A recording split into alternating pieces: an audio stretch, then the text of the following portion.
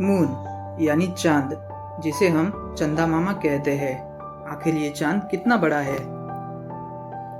रात के आसमान में ये चांद हमें छोटा सा दिखाई देता है, लेकिन हकीकत में ऐसा नहीं है।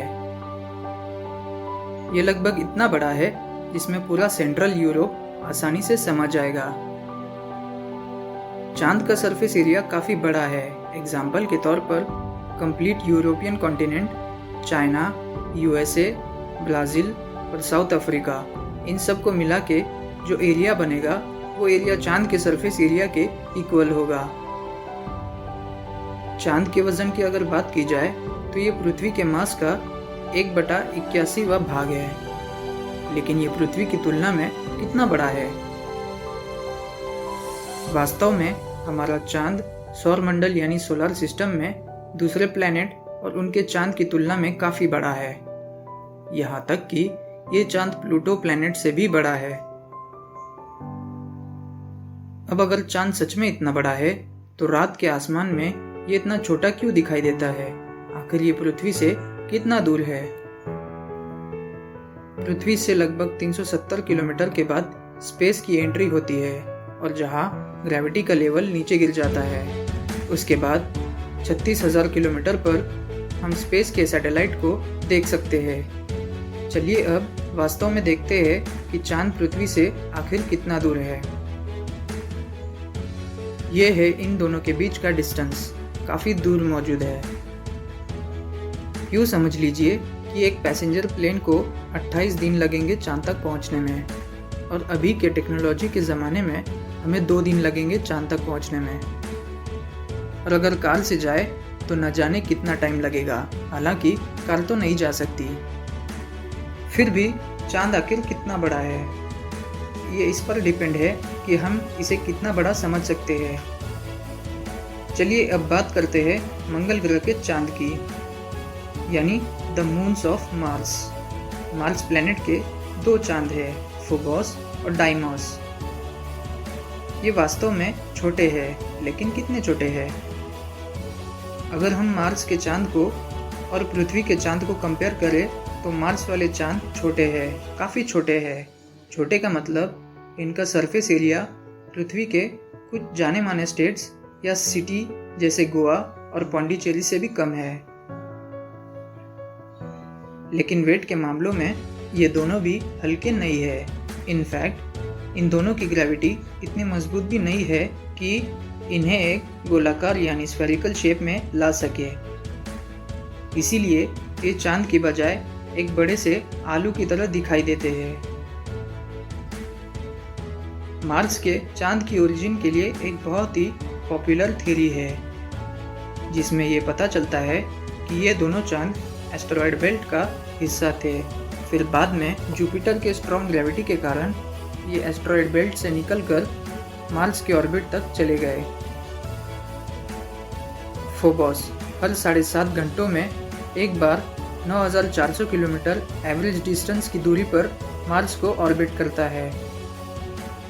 ये चांद मार्स प्लैनेट से किसी दिन टकराने वाला है, क्योंकि हर साल ये 2 मीटर तक मार्स प्लैनेट के करीब चला जाता है, मार्स प्लैनेट की ग्रेविटी की वजह से। और फिर मार्स प्लैनेट के ग्रेविटी की वजह से अगले 5 या 10 करोड़ साल बाद इसके टुकड़े हो जाएंगे, और फिर ये एक ब्यूटीफुल रिंग का रूप ले लेगा या फिर मार्स प्लैनेट के सरफेस पे क्रैश हो जाएगा।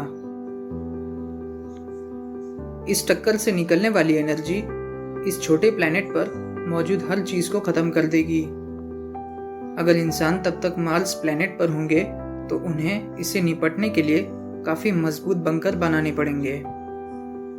इसके अलावा छोटा सा डाइमोस धीरे धीरे मार्स प्लैनेट से दूर जाने लगा है, और एक दिन ऐसा आएगा जब ये चांद मार्स प्लैनेट से कंप्लीटली जुदा हो जाएगा और स्पेस में अकेले ही लंबे सफर पे निकल जाएगा।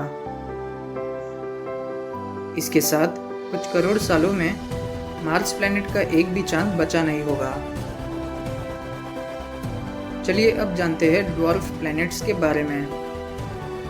नेपच्यून प्लैनेट के 14 मून्स हैं जो आपस में एक दूसरे से काफ़ी अलग है, यानी उनमें से ज़्यादातर छोटे हैं और कुछ आलू के आकार जैसे हैं जो बर्फ और चट्टान से ढके हुए हैं।